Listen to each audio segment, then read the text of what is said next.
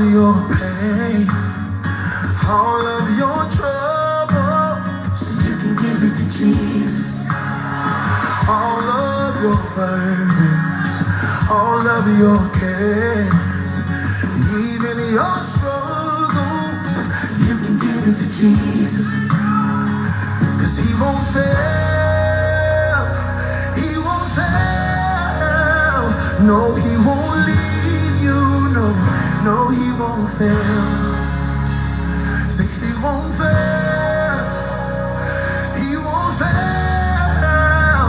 No, he won't leave you, no, no, he won't fail. All of your problems, all of your pain, even your troubles, you can give it to Jesus. All of your burdens, all of your cares, even your struggles, you can give it to Jesus. Come on, let's tell him tonight, 'cause he won't fail. He won't fail. He won't leave you. No, he won't fail. So he won't fail. He won't fail.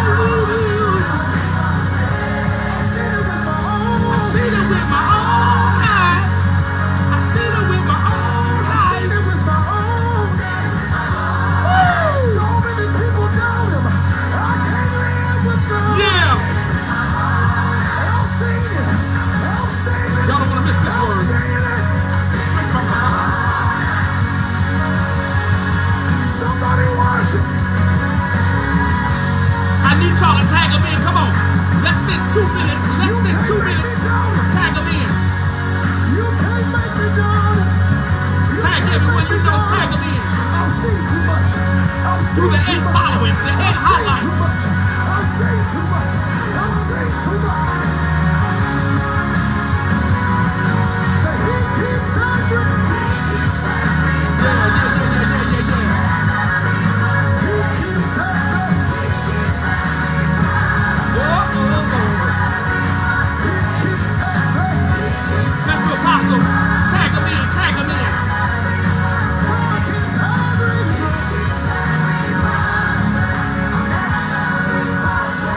'Cause he won't fail. He won't fail. Come on, church.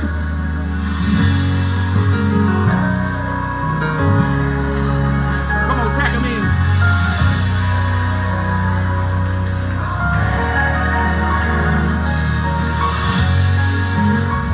Do me one huge favor. Before I dive into the meat of this message, I need every one of y'all to please do me one huge favor.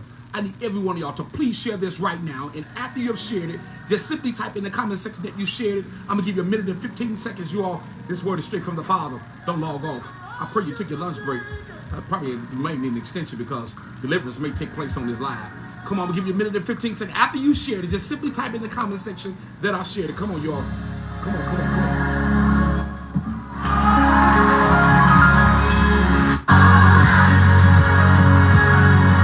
I've seen it with my own eyes.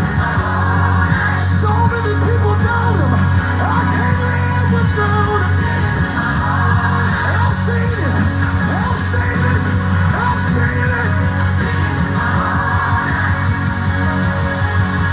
Somebody. Well, let me go ahead and get started again. I'm appreciative that you all are here. I don't take it for granted when people take out time and their busy schedule just to hear what Pastor T has to say. And for that, I say thank you. And for that, I'm appreciative, you all. Have you ever had the nudging of the Lord?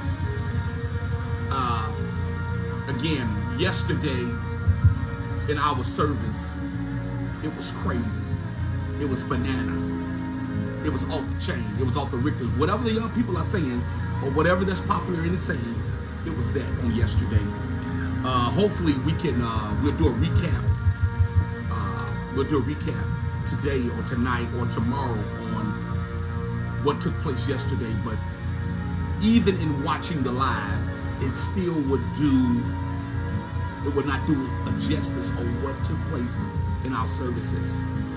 If you're in the Chicagoland area, you're doing yourself a disservice by not getting to 2 Washington Boulevard at 2 o'clock. God is doing something magnificent. He's doing something that's never been done before, and we just enjoying the ride. And so meet me, Pastor Breen, along with the Faith World Family Worship Center community this coming Sunday at 2 o'clock. You'll be glad that you did. Last night, I slept pretty good. I came in from church, and I was getting ready to say from work, but I did work. And I'm thinking I'm getting ready to have a nice sleep. I slept on the ride home, slept for a few hours when I got home. But at about 3 o'clock, God started shaking my bed, or shaking me. And I tossed and I turned the entire night. Like, God, please, you know what I just did. And God said, Terrence, I need to speak to you because I need you to talk to my people today.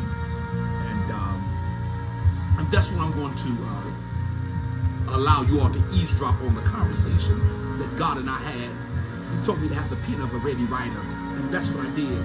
But again, keep sharing, keep tagging, do the ad following, do the ad highlights, because people on your timeline need to hear this. But today I want to speak to 5 people. I'm speaking to 5 people today, emphatically to 5 people. If you're one of the 5, just type in, I'm one of the 5. Come on.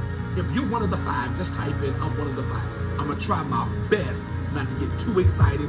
I'm going to try to remain at this same level right here the entire live. I'm going to try. I didn't guarantee it. I'm going to try. But as you're typing, as you're one of the 5, let me go ahead and continue. I want to encourage the 5 people. This is what God spoke to me. He said, Terrence, tell 5 people emphatically, some circles you will never fit into. Some circles you will never fit into. And one of the reasons why you will never fit in those circles is because God is building your own platform. Stay with me, don't log off. He says, I'm building your own platform.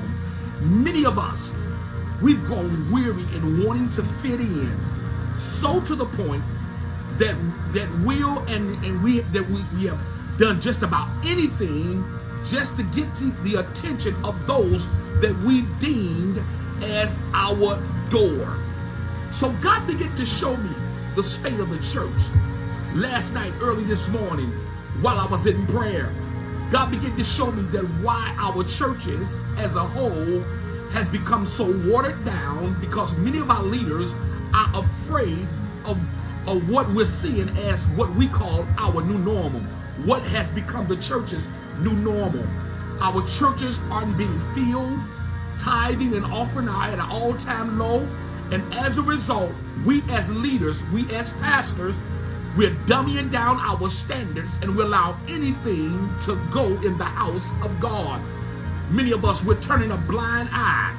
We're turning a blind eye to the obvious, and we're causing the pulpit to become our personal gain instead of the call that God called us to be and what we've been mandated to do.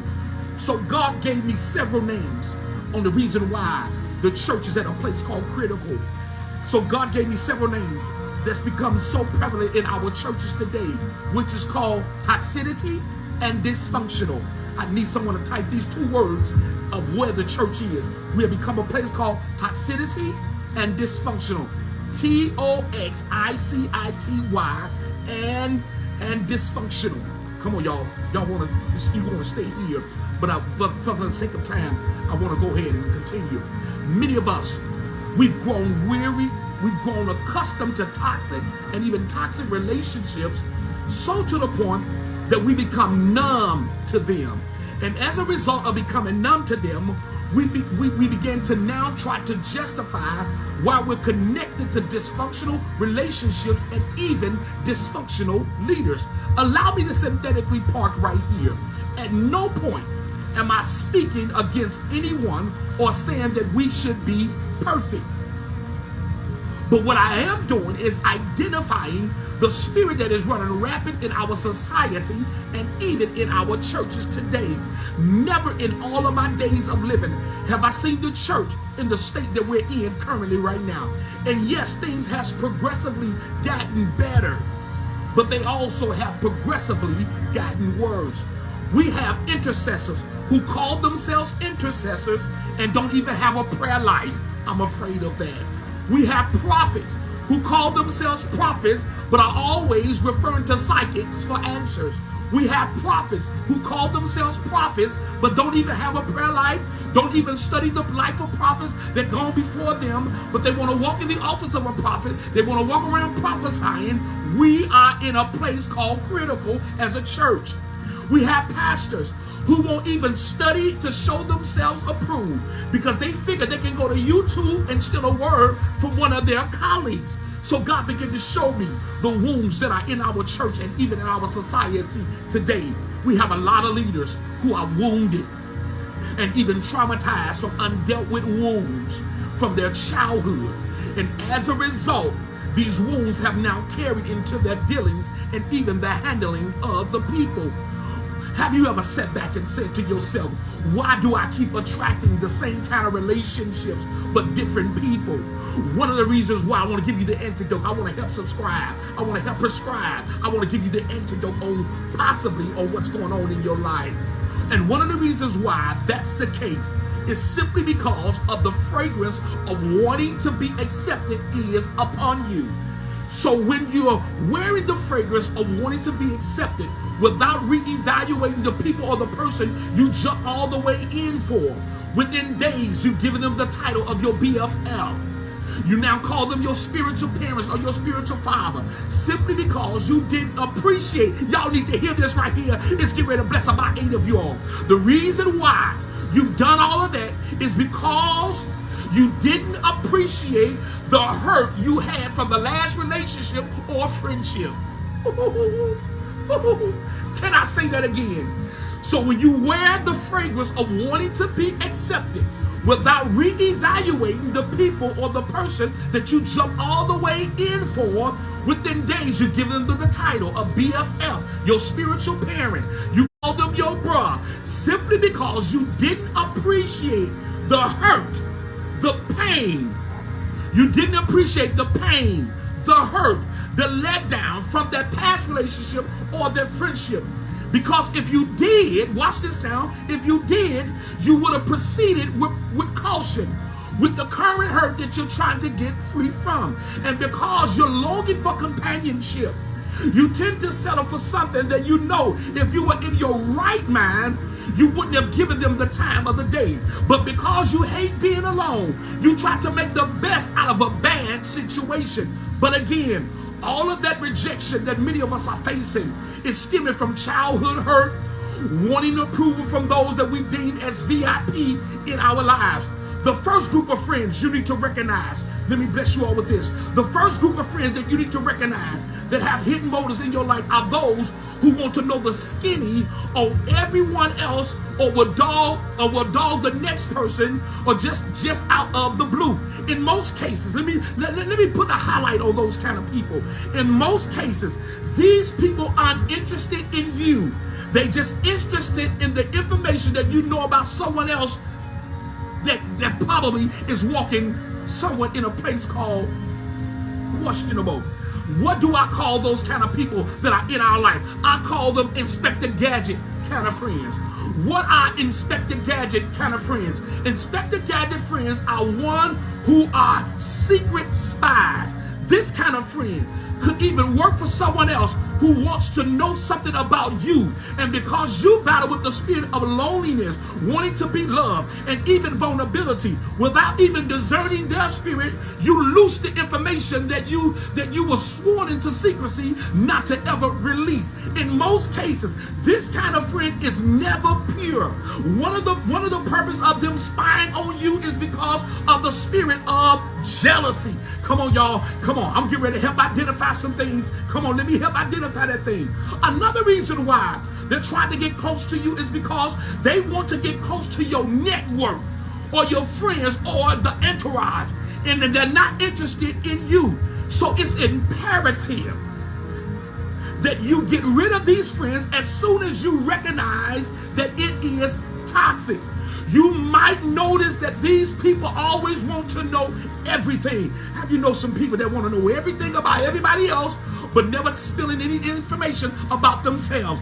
Get rid of the Spectre and Gadget friendships. I need about 7 of y'all to please hurry up. Just type in, I'm getting rid of my Inspector Gadget friendships. Come on, hurry up, y'all. Come on, come on. I don't have all day. Come on. Just type in, I'm getting rid of my Inspector Gadget friendships. Come on, come on, come on. Hurry up, y'all. For example, you can tell someone else when they're away, and then they would come out and want to know what you're talking about. Well, could it be nothing at all? Do not be paranoid. It could be just a curious or simply nosy friend.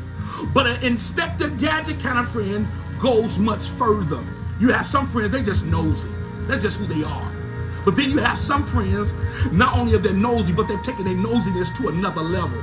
So those kind of friends often trying to listen to your conversations and reading your emails. And if they come over to your house, they're lurking around your drawers, trying to see your mail or borrowing your phone to read your text messages, your exchanges with others. The Inspector Gadget friendships are compulsive liars. Come on, I want to talk about the Inspector Gadget friendships. The Inspector Gadget friendships are compulsive liars. Beware of extreme curiosity. It could soon make you sing or harass you. Oh, so in other words, this kind of friend knows how to make you tell other people's business because they're professionals at it. Another group of friends we need to stay away from. Come on, y'all. We talked about the Inspector Gadget friendships. Now let's talk about this other group of friendships. The other group of friends that you need to take away from and you need to stay away from are those who want to be bothered with you at their own time. Stay away from those who ignore you, especially when you need them the most. This kind of friend is absolutely exasperating. Let me show you how they work. Let me show you how they are exhausting. They are draining. When you spend time with their friends, they will speak to you all the time and start to socialize with your friend. But the flip side of that coin is when you spend time with them and their friends, they will completely ignore you and forget to introduce him or himself to your friends. Let me prove my point. Every time you try to start a conversation, it ignores you and keeps talking to your friends. It's a sign of a lack of assurance disguised in cool attitude. It is nasty and undesirable. I like to call those kind of people trespassers. Come on, we talked about the Inspector Gadgets. Now let's talk about the trespassers. Somebody just type in trespassers. Come on, come on. However, at the end of the day, at some point, we have to take the onus of our part in all of this. A lot of where all of this stems from is from the spirit of insecurity and the spirit of lack of validation. God began to speak to me while I was studying his word, and I began to show myself approved. I was reading the story of Joseph and how his brothers mishandled him. I know some of y'all know the story, but I just want to put a different kind of twist to it. And one of the reasons why Joseph's brothers mishandled him was because they saw the anointing of God that was upon his life. Facebook family, let me say this.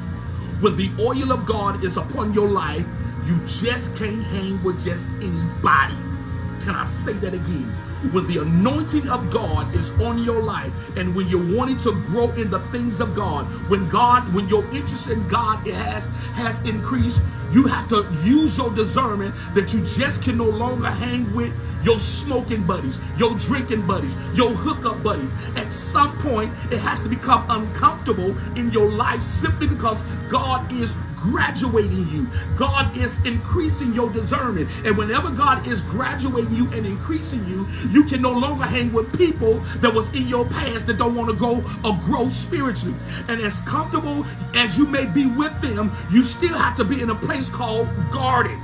It's not that you think that you're better than them. Let me say this. It's not that you think that you're better than them. It simply means that everyone can't handle another side of you. They can handle the side when y'all got drunk. They can handle the side when you went to Jamaica and y'all got it in. They can handle that side. But they cannot handle the side of when you got saved, when you gave your life to Christ. They can't handle that side because for the life of them, they don't understand. A couple of months ago, we were just getting it in. A couple of months ago, we was drinking together. A couple of months ago, we were smoking together. A couple of months ago, I told you the secrets that I haven't shared with anybody else. But now that you had an encounter with God, now they want to say, oh, now you super deep. No, it's not that I'm super deep. It's just I had an epiphany. It's that I had an encounter with God. And the things that I used to do, I don't feel comfortable doing anymore. The places I used to go, I don't feel comfortable going anywhere anymore. Simply because I want to now yet honor now this newfound relationship, this new encounter that I had with God. So it's not that I'm acting bougie. It's not that I'm acting stuck up. It's not that I'm acting extra. It's just simply I want to now steward this newfound relationship with God. I need about 7 people to hurry up and just type in, I want to steward this relationship with God even better.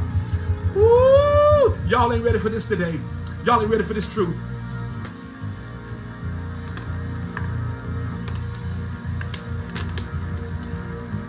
So as long as we was getting high, drinking, popping perks, drinking, doing every damnable thing, we were good.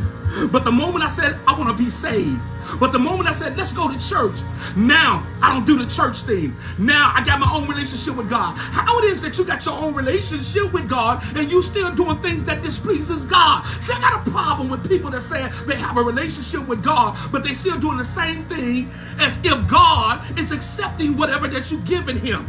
It's not that we better, but now that we know better, we should now do better. I need about 7 people. Just type in do better. So what's the other side of you? Come on, what's the other side of you? The side where you have to let your hair down. Some people, let me show you this kind of people of the trespassers. Some people can't handle that side. And because they can't handle that side, and when they see that side, watch this now, and when they see that side, they will use that side against you at your most vulnerable time. And one of the ways of them using that side, that when you let your hair down, when you shared your secrets to them, when you in a place called vulnerability, is when you all fall out.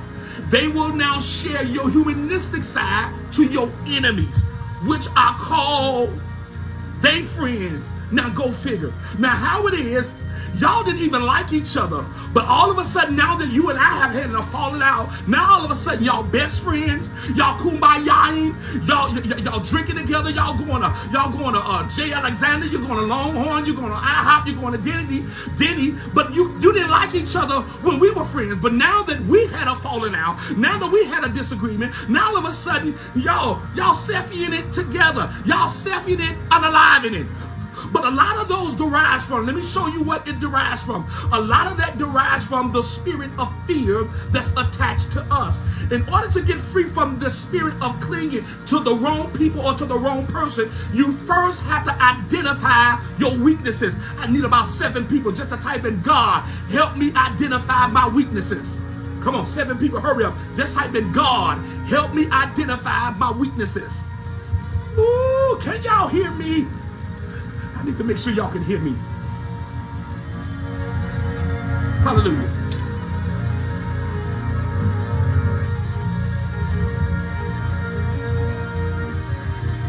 See, we was good as long as we were partying, drinking, drunk. We were good. We were good friends. You didn't have a problem with me. We were kicking. But the moment I said, I'm ready to do God, the moment I said, let's do church, now you got a problem with me. So that's the iodine that was placed on your friendship. What is the iodine? Iodine is a drop. It's a small drop that helps expose the hidden things. Oh God, come on y'all, let me teach y'all. Iodine is the small drops that help identify things when otherwise you wouldn't have identified.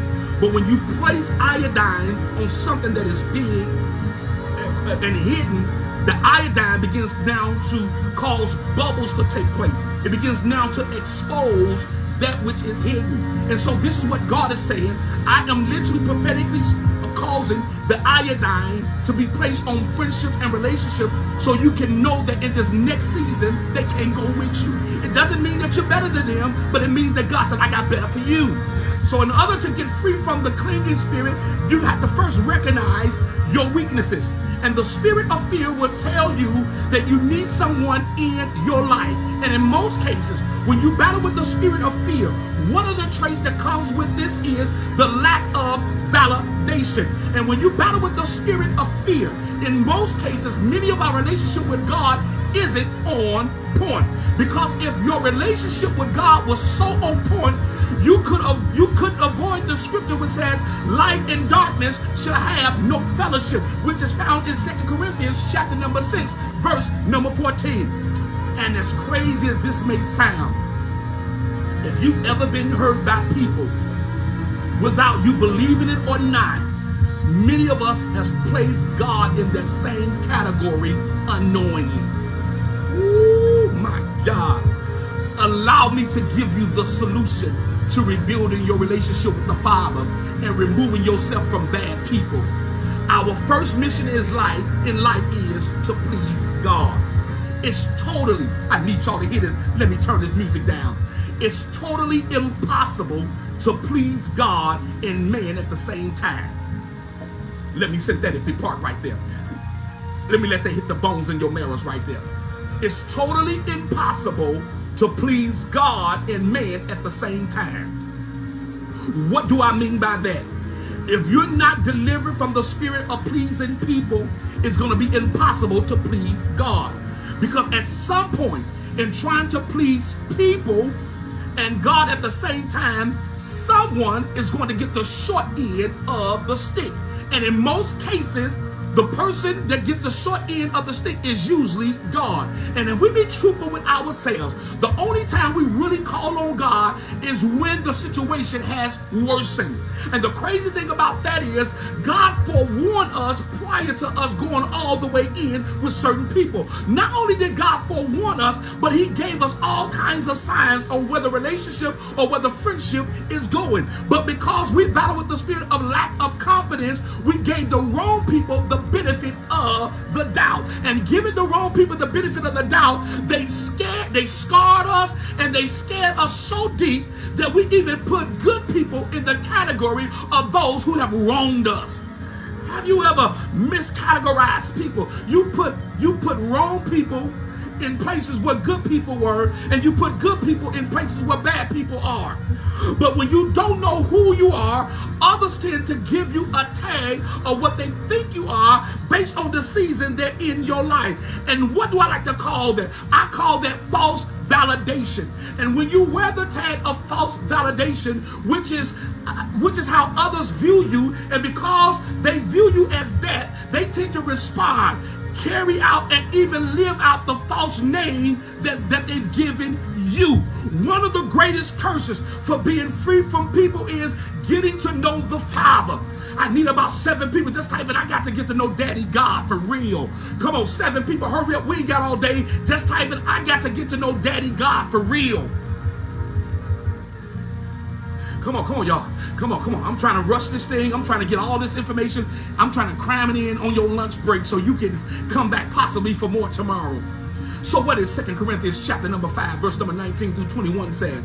It says this, 2 Corinthians chapter number 5, verses 19 through 21. It says that God was reconciling the world to himself in Christ, not counting people's sins against them. So in other words, in Christ is one that must be understood, and we're to walk in victory. What we are in Christ is very different from what we are in others. See, if you only see yourself as the mistake that you made, then you won't see yourself as God see you, simply because now your mistakes has overrode the eye lens of God. See, and in of ourselves, we are absolutely nothing of any value, but in Christ, we partake of everything he deserved and he counted us worthy of. So in other words, everything that Jesus had, I have. I'm a joint heir with Christ according to Romans chapter number 8, verse number 17.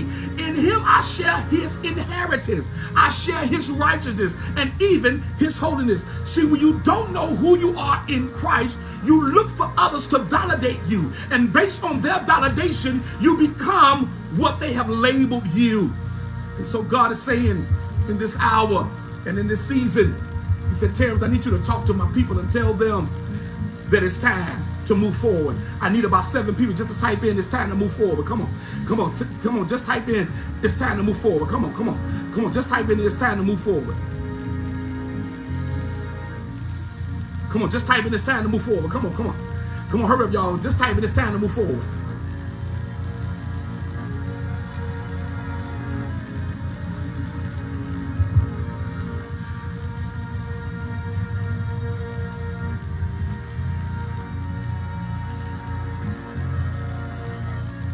Come on, just type it in. So give me about 7 more minutes and I'll finish this song tomorrow. So God spoke to me on last night. He says, Terrence, I need you to talk to the people because rejection got to come off of them. First, before I preach, before we go any further, I need us to wiggle our fingers down our face as an indicator of peeling off the titles, our positions. We're going to be human for a moment. So do me a favor, just start peeling off. Just do like this, start wiggling your fingers down your face because we get ready to remove the mask. We're going to operate in a place called transparency. So while I'm putting this together, while God is giving this to me on last night, he says, it's impossible for a husband or a wife to be an effective husband or wife without first being a son. Oh, God. See, we have many men who are grown in age, but are immature in structure. So in other words, yes, you're 7 times 3, but you don't have the system of manhood down pat. Yes, you're grown, but you're still having childhood hurt attached to you. Yes, you're grown, but you still have brokenness of fatherlessness attached to you. Many of us, you don't know how to lead because you didn't see growing up in your life a good example of leadership. And as a result, when a man or another woman gives you instructions or holds you accountable, you tend to bulk up against authority or withdraw from authority. And one of the things that God showed me concerning the body of Christ, and that is we have more churches, more conferences, more deliverance and service than we have in individual family gatherings. I can't care more about the numbers of disciples produced in my church than the quality of discipling that which is in my own home. My home is my first congregation. I want to be real with you all for a moment. God spoke to me. He said, Terrence, the real mission of the enemy is to trap the woman, but he wants to kill the men. Can y'all give me 10 more minutes, please? Before I go any further, I need y'all permission. Just type it. I'm gonna give you 10 more minutes, Pastor T. Come on. If I need 10 more minutes, I need to unpack this for real. Come on. Let me unpack this. Just if you give me 10 minutes, say I'm gonna give you 10 more minutes, Pastor T.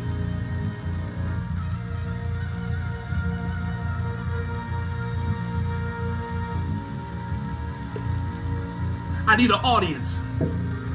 Come on, I need an audience to speak to this.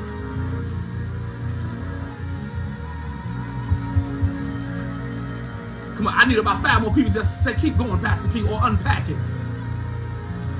Hallelujah. Hallelujah. I need 3 more people just to tell me, keep unpacking. Come on. 2 more people, come on.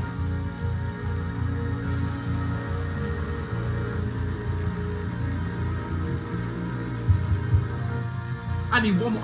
Thank you. Okay, here we go. So God spoke to me this morning. He said, Terrence, the real mission of the enemy is to trap the woman, but he wants to kill the men. Because the enemy understands if the men are out of place, then the world is out of place. He continued and led me to the story of David and said, Terrence, one of the reasons why David had to encourage himself, I need y'all to hear this. The reason why David had to encourage himself, if you notice, when David was on his way back from Ziklag, the enemy who were the Amalekites, if you notice, the enemy didn't kill the women. He captured and tormented them. But he was trying to kill and destroy David and his men. Because the enemy understands if I can kill the men, I can destroy the plans of God. And the plan of God is having the men to lead. I need about 7 people just to type in, that's still God's plan. Come on. I know we living in a world where the woman runs the world, but we talking about the plan of God. We talking about the mission of God. I need somebody just to type in, that's still God's plan. Again, because God is sovereign, he can do whatever he wants to do, use whomever he wants to, but his original plans were for that the man to be the head, and that's still yet his plan. Regardless of what society is trying to paint or even change, God's plan is for the man to run their household. And when the men are not in their rightful places, chaos seems to follow. See, the enemy understands the power that we as men carry. He understands I don't necessarily need to go after the woman first, because he said if I can get the men, the women will be too emotional to carry out the vision, because they'll spend their time weeping over the death of that man. And God's agenda will get carried out regardless of gender. But the real order is for the men to lead. And this is why Pharaoh wanted to kill every male seed, because men are the apostolic assignment of God. And for that reason alone, that's why the first 2 years of Jesus' life in the flesh, Joseph had him hid, because it was prophesied in the book of Genesis chapter number 3 verse number 15. Let me quote it. And I will put enmity between thee and the woman, and between thy seed and her seed. He shall crush thy head, and thou shalt bruise the heel. So what is God conveying in Genesis chapter number 3 verse number 15? He's having a conversation with Satan, and he's telling Satan, I will cause animosity between you and the woman. He continued and tell him, you use the woman to bring down the human race because man was out of his place. But I will use the woman as an instrument to save the human race. Ooh, this too much for y'all. This too much. This too much.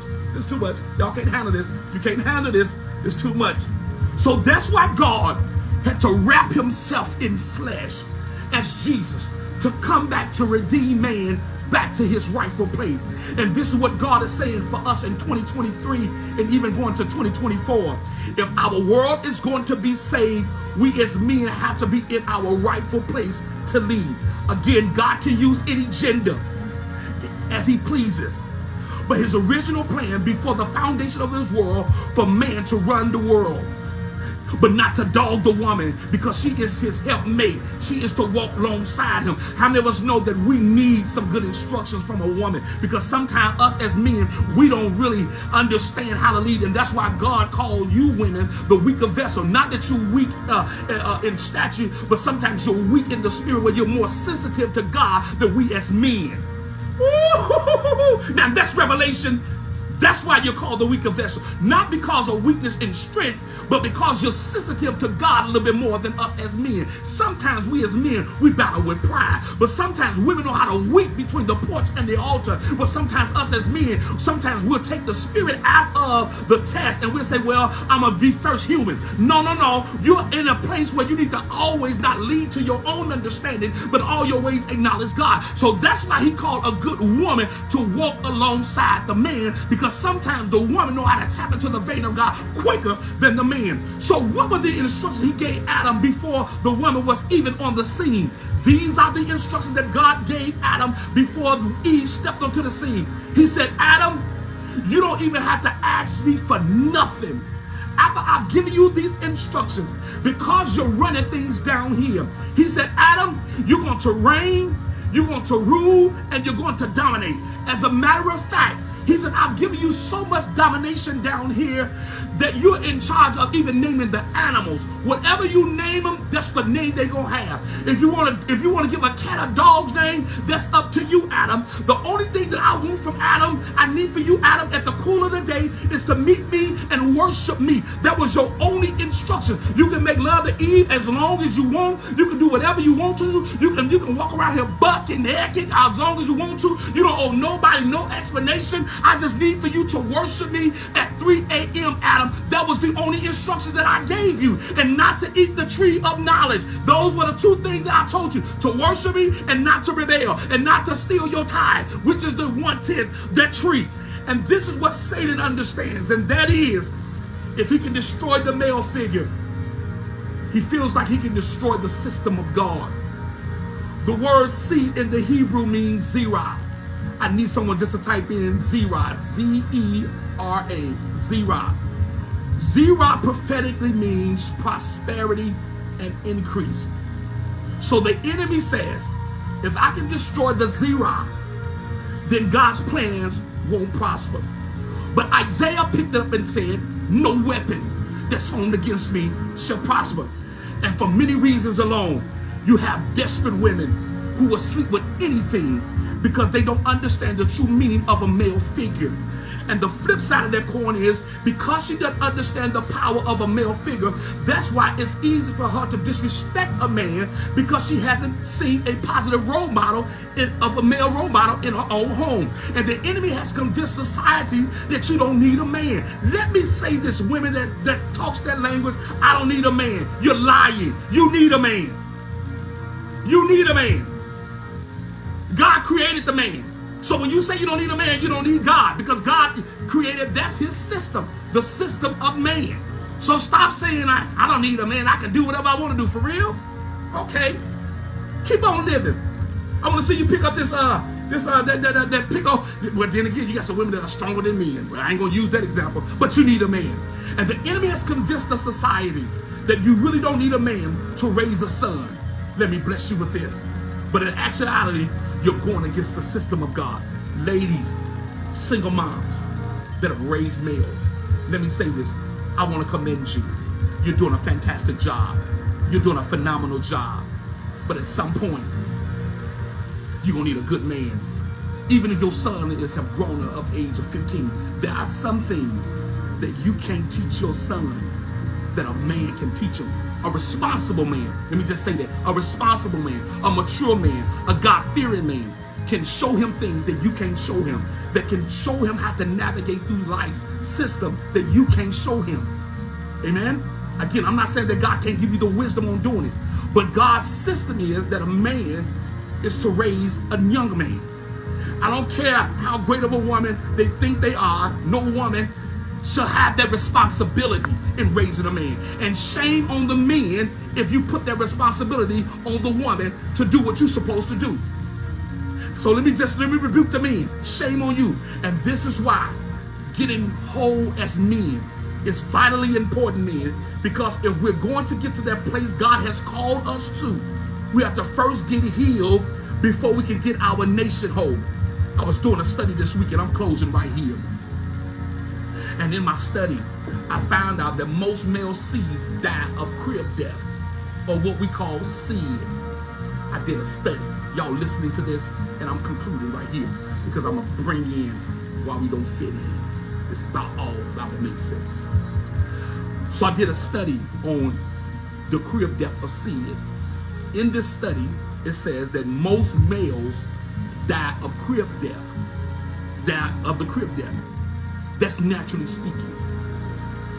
But if you look at the statistics, you have more killing of men than you do of women. And that's because the enemy doesn't want the plan of God to be carried out. Let us look at something that's alarming. Even in selling insurance, come on y'all, those of y'all that have insurance, the insurance companies expect the women to outlive the men.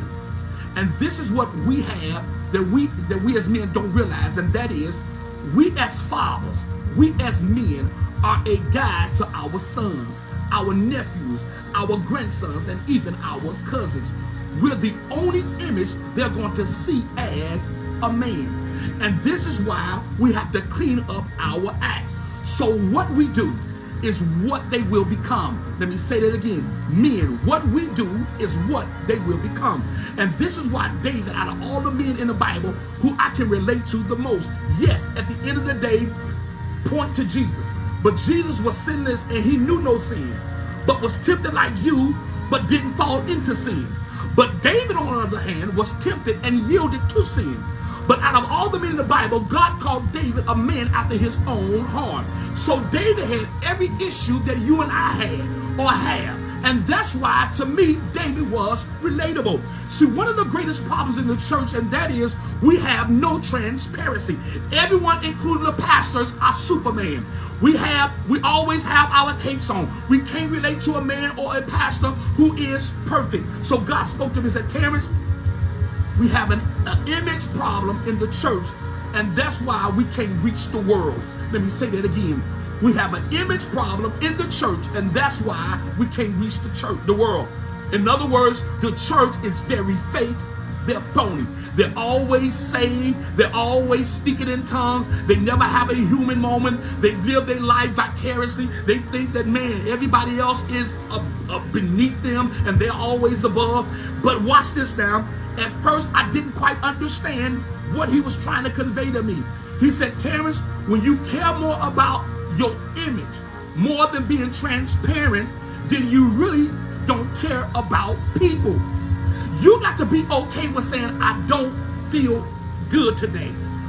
But the problem that we have with people that don't feel good today, and they still show up in their bad attitudes, they begin to now spill their bad spirit amongst the people.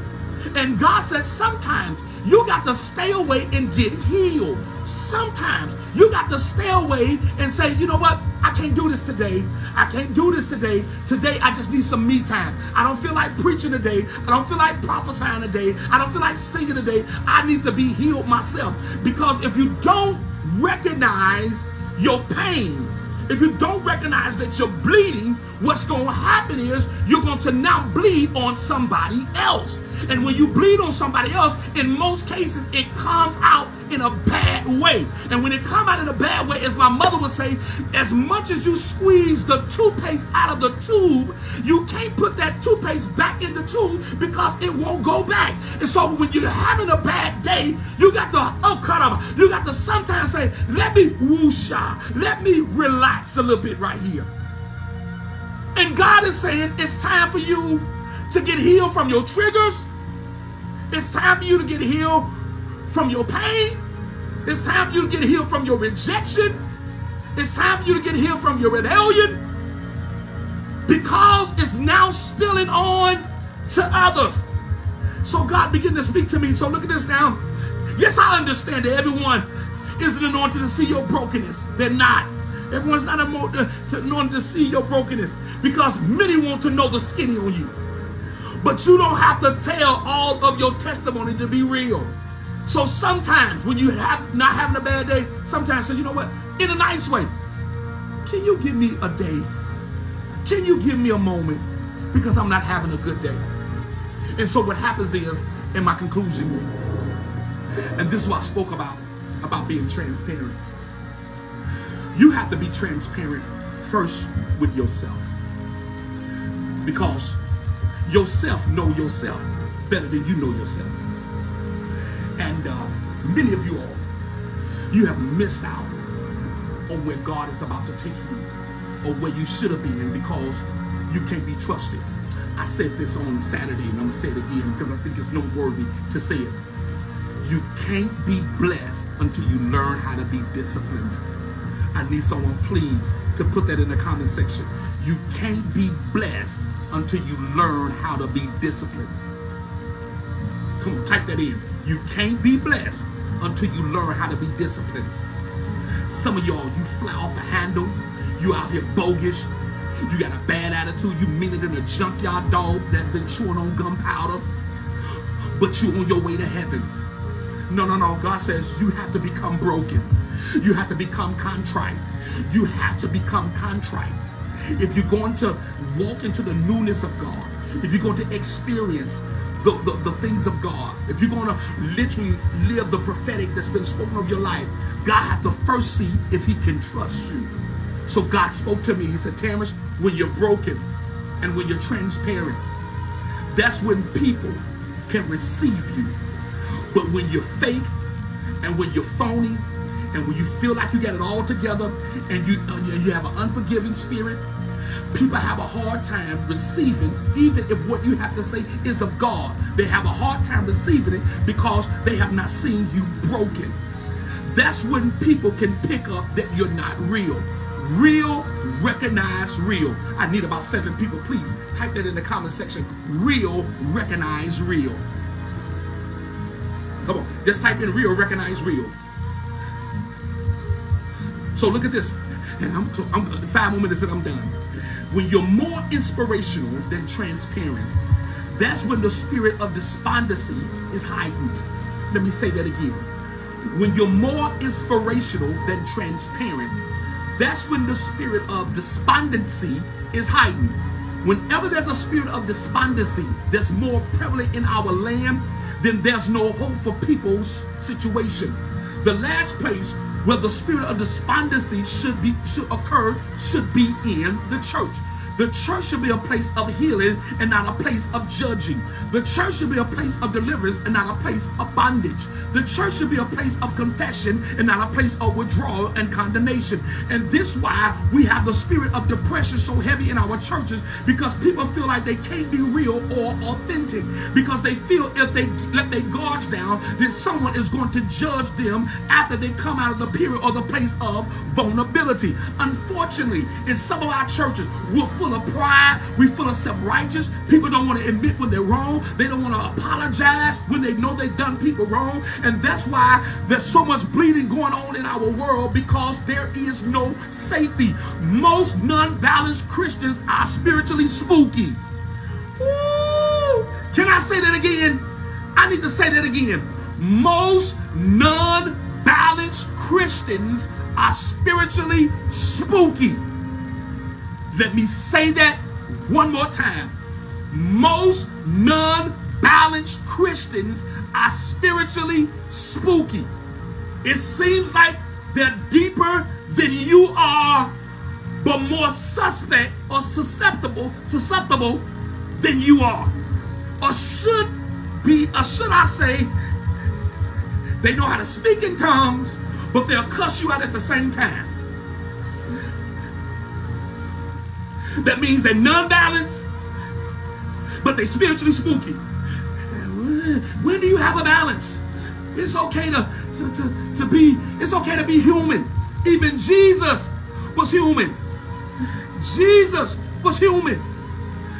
He was much God as much as he was man, but he had human moments. See, what y'all don't understand, when Jesus was at the wedding, Jesus danced, he partied. He was having human moments. And see, this is the problem. I don't need to be in the fifth heaven every time I'm talking to you. I don't need you to speak in tongue to me every time we have a conversation. Come to me, man, say your name. When I say, hey, how you doing? I'm blessed and highly favored. No, how you doing? I'm doing fine. Be normal sometimes. Oh, God is blessed. Be normal. So this is what God is saying. I'm leery of those who are always on the mountaintop and never having a bad day. So here you have David, who's battled with the spirit of rejection because his own father didn't see him as the prophet Samuel sees him. So let me just say this, you all. Some people will never see the oil of God on your life. No. Some people will never see God on you. It's a hurtful feeling when others can see the greatness on your life and those that you deem as important don't. And the reason why, let me say this, I gotta come back tomorrow. Y'all come back tomorrow because I'm past my hour. And the reason why, thank you, Sister Renee, they call witches in the church. Thank you for identifying that. And the reason why, in my conclusion right here, the reason why most people don't see the greatness on your life, and sometimes the people that walk close with you don't see it, it's because God will sometimes allow people to overlook you while God is now purging you. Okay, all right, let me say that again. Sometimes God will allow people that are close to you to always remember who you were, while in the meantime, God is now grooming you to become who he's called you to be. So in other words, what God is really saying, you'll never fit in. I don't care, you can walk around with a tutu on, you can walk around with all kind of signs like Shrek talking about pick me. You will never fit in, simply because God says the prophet sometimes is not receiving his own home. So you got to be okay in this season with getting detox. You have to be okay in this season revamping your camp. You have to be okay sometimes with just going to be you having a conversation with yourself sometimes. Because where God is taking about 7 of y'all right now, God said, I am literally plunging your camp. And while I'm plunging your camp, don't become mean. Don't become angry. Don't become bitter. Just get to know me a little bit better. Okay. All right. So God is saying, in this season, in this hour, you can donate, you can give until you blue in the face. They'll never allow you to be in their circle. So God speaks to me this morning, and I'm concluding for real. God speaks to this morning, and I want to bless about 8 of you all. God speaks to me this morning. In my conclusion, he says, Terrence, I need y'all to hear this. He said, Terrence, you have to be okay with being an original design. You have to be okay with being an original design. What does that mean? You're not going to preach at everyone's church. The reason why most people, this is what God speaks to me. He says, and this is about 5 of y'all, the reason why most people, most leaders won't allow you to preach at their church is because there's a strong spirit of intimidation that's upon them. It has absolutely nothing to do with you. Because the real truth of the matter is, Terrence, this is what God speaks to me. God is having a real loud conversation with me. He said, because the real truth of the matter is, you don't care. If God tells you to bring in somebody to speak at your church and their church right next door to you, you'll let them preach because you don't battle with the spirit of intimidation. I often say this. If Bishop Jakes, Morsarillo, whoever that y'all deem as great, had a church right next door to me, I'm not going to be intimidated to allow them, if God tell me to let them come preach at my church, because I fear that they're going to steal my members or steal the people that I call to me. Because the real truth of the matter is, if they call to me, they can't go anyway. And that's the reason why God said, he said, Terrence, you have to be okay with being okay. You have to be okay being an original design. Because if you don't become okay, you'll find yourself allowing the spirit of rejection to become the garment that you're going to always wear. Because you're wanting to fit in, you're wanting to be around the who's who. When God said, Terrence, tell about 7 people, the reason why you'll never fit in, because I'm allowing and I'm building your own platform. So that when I build this platform for you, the one that you want, the platform that you want to be on others, they're going to ask, can they come on your platform? And you got to make sure that you are spirit-led and of God to allow them to come on your platform. But you got to first get healed of your rejection. You got to first get healed of your stubbornness. You got to first get healed of your bitterness.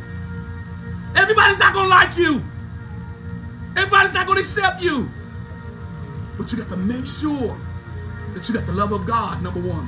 But you have to make sure that you're okay. Because if you're not okay, you're going to always find yourself trying to get in, trying to fit in, trying to pay your way in, trying to do your way in, the D-U-E, trying to do your way in. And God says, that ain't why I called you. I called you an apostle. I called you to build. I called you to be who I called you to be. And because I called you to be who you're going to be, that's why. And I conclude with this. That's why, and I'm not bragging, all glory goes to God. When I came into contact of who I am, when I came in contact of who I am, that's why God's hand is on Faith World Family Worship Center.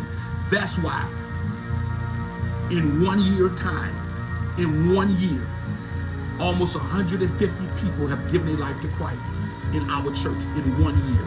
150 people have given their life. Matter of fact, it's more, because in the summertime, it was more than 150. I want to say we're close to 200 people have given their life to Christ at Faith World Family Worship Center, simply because I rid the spirit of identity crisis. I now know who I am. When you know who you are, you accept who you are, and you now walk into the camp that God has called you to be. This is Pastor T. If you enjoyed this message, just type in, I enjoyed this word today. Come on, if you enjoyed this word, just type in, I enjoyed this word. Come on, if you enjoyed this word, just type in, I enjoyed this word. Thank you, thank you. Close to 200 people have given their life to Christ under the umbrella of Faith World Family Worship Center. Now, do the 200 people come on a regular basis? No. Some of them come every other Sunday, some come again. That's not my concern. My concern is that they give their life to Christ, that they build the kingdom. I take care of God's business. He's gonna take care of the house. Amen. If this word blessed you, if you feel led to sow, I need you to sow right now. If you feel led to sow, I need you to sow right now. If you're going to do Cash App, $TDH Ministry 721. If you're going to do Zelle, it's Another Chance Ministries 12@gmail.com. I dare you to sow right now. This is good ground. This is phenomenal ground. This is God's ground. Thank you, KWJ, whoever you may be. If you're in the Chicagoland area, KWJ, meet Pastor Terrence and Pastor Brennan this coming Sunday. There's a word for you. I don't know who you are. I'm trying to see your face. I don't see your face. It's going up fast, but I just heard God say, reach out to KWJ and tell her to get the Faith World Family Worship Center this coming Sunday. There's a word for you and your family. Amen. Kelly. All right. Kelly. Okay, all right. Kelly. Now again, I didn't know who you were, but I heard God said, tell her to get to 2 Washington Boulevard this coming Sunday, you and your family. Again, I know who you were, but I heard God said, tell her to get to 2 Washington Boulevard Sunday. It's mandatory. I don't care what you got going on. God said, get to 2 Washington Boulevard this coming Sunday. Amen. This is Pastor T. I love y'all. I love y'all. Y'all be blessed. Again, I dare you to sow. Share this again. Before we log off, share it again. Come on. Share this again. Share this again. I need y'all to share it again. I'm going to give you time before we log off. Come on. After you shared it, just simply type in, I shared it. I need Come on. After you shared it, just simply type in, I shared it. 100 people to forget that you showed up for a recording, and I need you to open up your mouth. Come on, after you shared it, just simply type it out, share it. Come on. I need y'all to share it. In this room, I've been hopeless. I know what it feels like to be like, ain't no way God gonna do this. Ain't no way this is gonna happen. There's no way that God is gonna show up. And right when I was ready to give up on him, if you're gonna join me tomorrow, that's how I see you tomorrow, Pastor T. If you're gonna see me tomorrow at the same time, that's like I see you tomorrow, Pastor T. Seeing God show up for you, I need you to forget who's beside you. I need you to forget who's around you. If you're gonna come tomorrow, that's how I see you tomorrow, Pastor T. I got you, Bruce. Bruce, inbox me your information. Inbox me your information, Bruce Jones. I'm gonna call you myself. This is why we do it. His name is blessed. If you don't see me tomorrow, this time I see you tomorrow at 11 o'clock. Hands if you believe it. One more time, just praise him. You are the in the good times or bad, just oh, you need to. This is why I do it, because I dare you to sow in this word today. That's his name. Can we just call him like that? Somebody call his name. Woo! His name is. I'm giving you a fresh word, y'all. Can you just raise that with us right there? Say, his name is. I need you to move your feet right here. Come on. I love y'all. Y'all be blessed. But let me say this again. Let me say this. I didn't put this message in. New Year's Eve, y'all. New Year's Eve, we having a celebration. Our theme is coming to America. Man, if you've never been to our New Year's Eve party, you're doing yourself a disservice. We have so much fun. It's a family-filled event. The children have fun. The kids have fun. The teenagers have fun. You want to get to, if you're interested, inbox Crystal Martin, Tasha Williams, or Pastor Brino, or Paradasia has it. Inbox them. Do something different this year. Come kick it with Pastor T and Pastor Brino and the Faith World Federation Center this coming New Year's Eve. We're going to have some fun, y'all. We got a DJ that's going to keep the party going the whole time. And I got a special guest that may be possibly hosting. We're going to confirm that tomorrow. All right? Come on. Y'all looking, you should be praising because you know where your hope is. New Year's Eve.